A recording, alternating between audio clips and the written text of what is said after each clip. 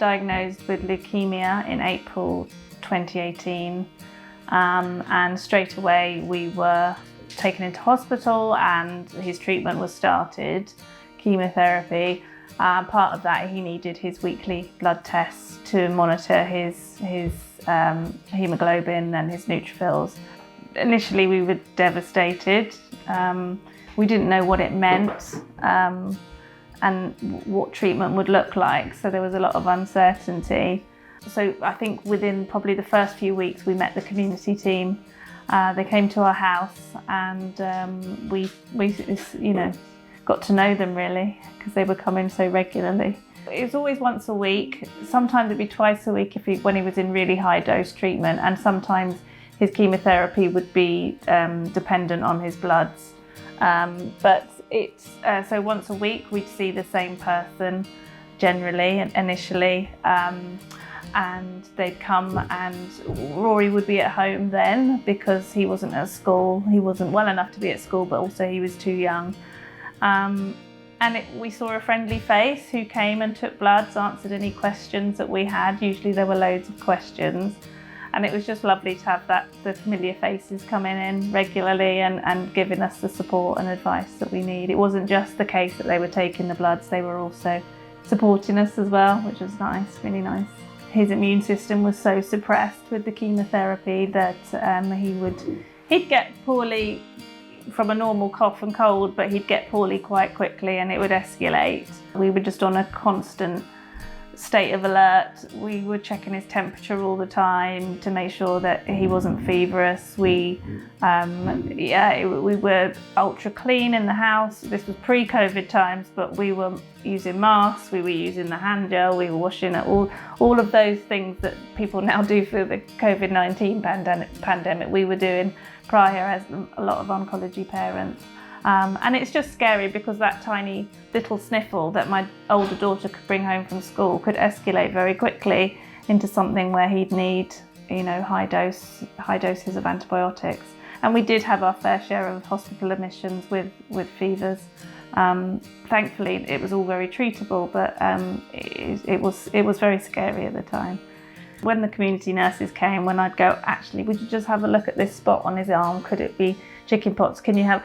And it was just having that weekly support when we were in those periods between hospital visits for chemo. It was just having those friendly faces that could just put our mind at rest, really. And then if there's ever a case where they couldn't answer my questions, they'd find out, or they'd go that extra mile to reassure us. And that's something that you can't read in a book or read on the internet. It's just having that almost one-on-one support. It felt like we could, if we had any concerns, we could ask the nurse. We could show them the thing on his leg, or whatever was concerning him. It was just having that extra support, and generally they made us feel very supported. At the beginning of the COVID pandemic, we didn't want to go anywhere. We weren't going to the shops. It was very scary because we didn't know the extent to which COVID-19 would be devastating for Rory. We didn't know then that the adults were more likely to be affected, and children were generally getting off a bit easier, but so initially it was really scary, and we buckled down. We were in our bubble like many other people who are classed as vulnerable. So having the nurse come, and we know that the nurse taken all the precautions that she should have taken, and it was all done in a proper and safe way. It was very reassuring at that time. Yeah. He's just finished 3.5 years roughly of treatment. He's doing really well. He's bounced back in terms of his appetite and his energy levels and his general cheekiness. He's as if any other child is, so which is really nice to see, because before he always had that vulnerability. And we just look forward to hopefully carrying on with the rest of his life without any more worries. They've all been so lovely. They're all great with Rory. It's hard when people's coming into your house.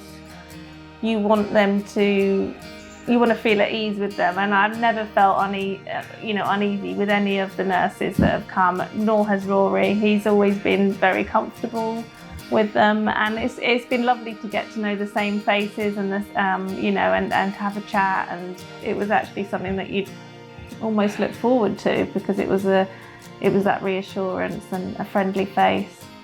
It has affected his life, but it hasn't necessarily destroyed it. He's come out the other end, and he's a normal, cheeky 5-year-old, which he'll have throughout his whole life. He'll have some health. Have to be aware of his health, but that's not necessarily a bad thing, and he'll get the support.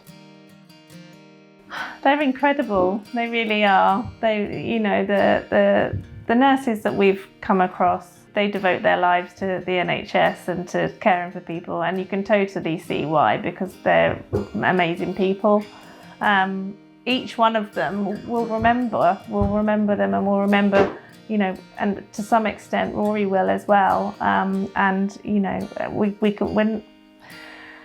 We can't be any more thankful. We just think they're wonderful. We really do.